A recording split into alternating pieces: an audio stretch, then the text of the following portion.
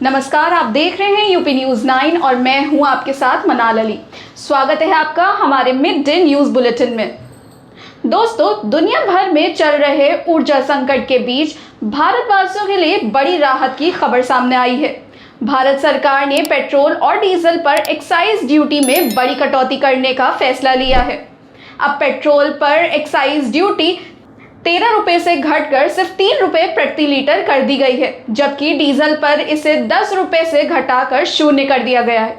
दरअसल पश्चिम एशिया में जारी संघर्ष, स्ट्रेट ऑफ हॉर्मुज में सप्लाई बाधित होने के कारण वैश्विक कच्चे तेल की कीमतों में उछाल देखा गया है, जिससे भारत जैसे देशों पर दबाव बढ़ा है।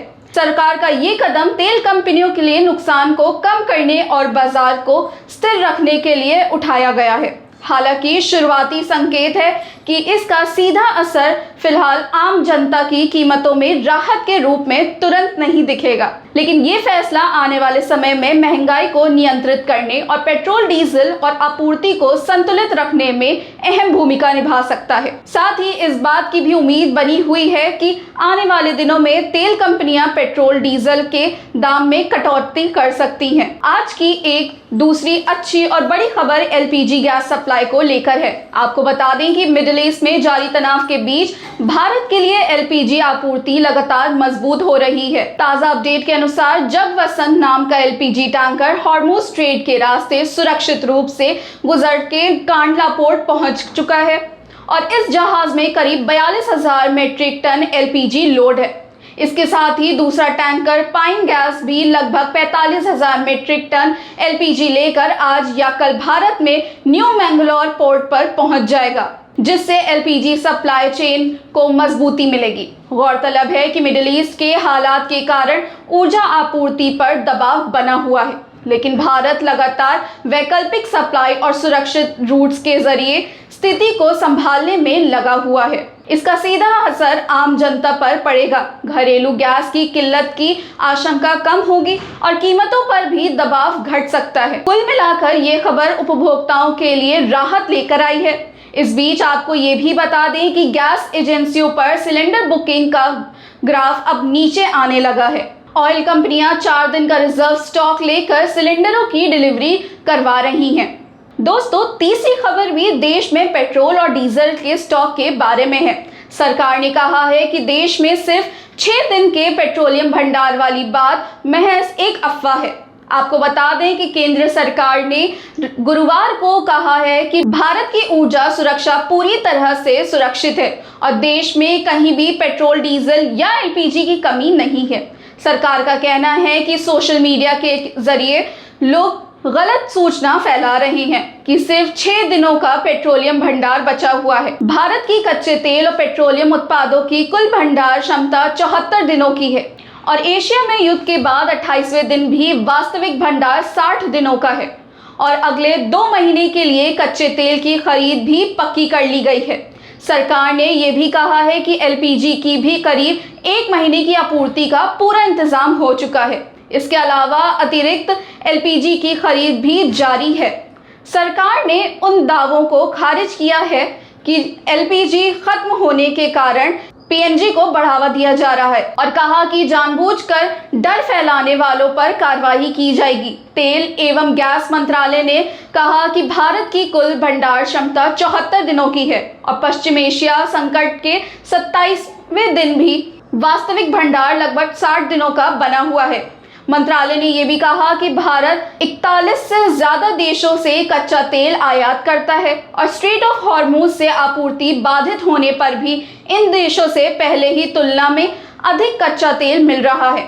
भारत की सभी रिफाइनरियां या 100% से अधिक क्षमता पर चल रही हैं। बात अगर ईरान युद्ध की करें तो अमेरिकी राष्ट्रपति डोनाल्ड ट्रंप ने ईरान के पावर प्लांट्स पर हमला करने की समय सीमा 6 अप्रैल तक बढ़ा दी है। डोनाल्ड ट्रंप का कहना है कि मीडिया में चल रही खबरें गलत हैं और ईरान के साथ बातचीत की प्रक्रिया जारी है।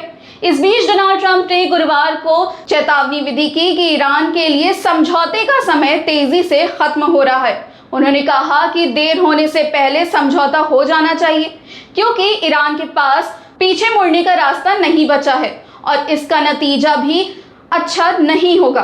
ट्रंप का कहना है कि ईरान की ओर से बातचीत करने वाले बहुत अजीब हैं, ये हमसे समझौता करने की भीख मांग रहे हैं और फिर सार्वजनिक रूप से ये भी बयान दे रहे हैं कि वे केवल हमारे प्रस्ताव पर विचार कर रहे हैं, तो इस मामले में उन्हें गंभीरता दिखानी चाहिए। उधर व्हाइट हाउस की प्रेस सचिव कैरोलिन लेविट ने कहा कि ट्रंप ईरान के साथ अब भी बातचीत चाहते हैं। उधर ईरान के विदेश मंत्री अब्बास का कहना है कि मध्यस्थता के जरिए अमेरिका से संदेशों का आदान प्रदान हो रहा है।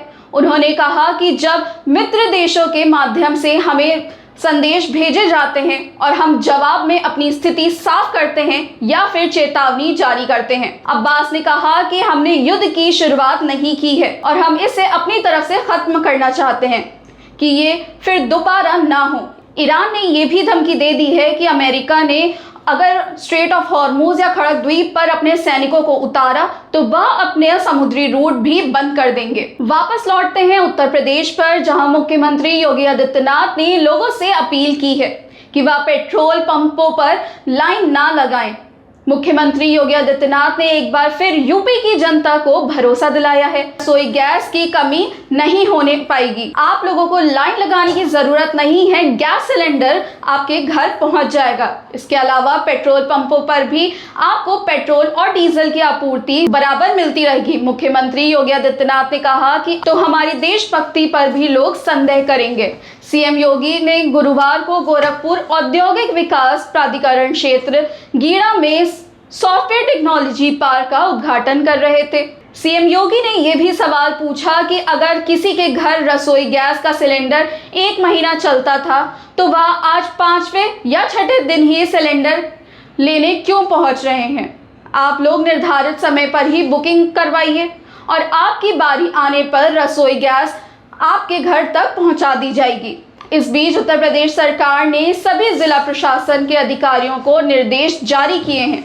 जैसे पहले गैस सिलेंडरों की होम डिलीवरी होती थी वैसे ही अब भी होगी और इसके लिए एजेंसी के बाहर लाइन लगाने की कोई जरूरत नहीं है। आज की एक बड़ी खबर आई है जम्मू कश्मीर के श्रीनगर से, जहां श्रीनगर में 3 दशकों बाद ऐतिहासिक मंदिर दोबारा खोला गया है।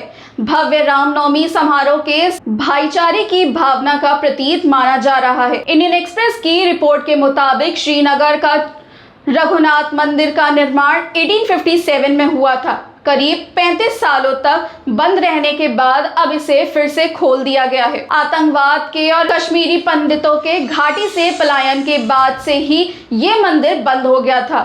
गुरुवार को रामनवमी के अवसर पर इस मंदिर का भव्य रूप से पुनः उद्घाटन किया गया। हब्बा कदल इलाके में स्थित रघुनाथ मंदिर के इस पुनः खुलने के कार्यक्रम में कश्मीरी पंडित समुदाय के कई सदस्य, स्थानीय निवासी तथा सिविल और पुलिस प्रशासन के अधिकारी शामिल हुए। यह आयोजन आपसी भाईचारे और सौहार्द की भावना का प्रतीक माना जा रहा है। गौरतलब है कि 1857 में महाराजा गुलाब सिंह द्वारा निर्मित ये मंदिर 1990 के दशक में आतंकवाद और कश्मीरी पंडितों के पलायन के बाद बंद हो गया था। अब खबर खेल जगत से। क्रिकेट प्रेमियों के लिए एक बड़ी खुशखबरी है।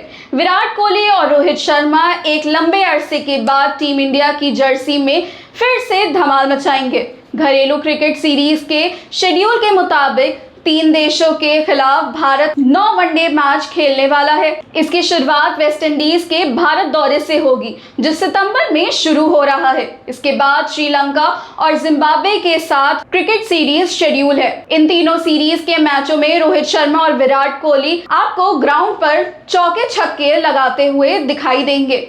गौरतलब है कि विराट और रोहित दोनों T20 फॉर्मूला से रिटायरमेंट ले चुके हैं। दोनों दिग्गजों का अनुभव और फॉर्म टीम इंडिया के लिए बेहद अहम साबित हो सकता है और क्रिकेट फैंस के लिए किसी ट्रीट से कम नहीं होगा, क्योंकि ये जोड़ी जब भी साथ खेलती है टीम इंडिया का आत्मविश्वास दोगुना हो जाता है।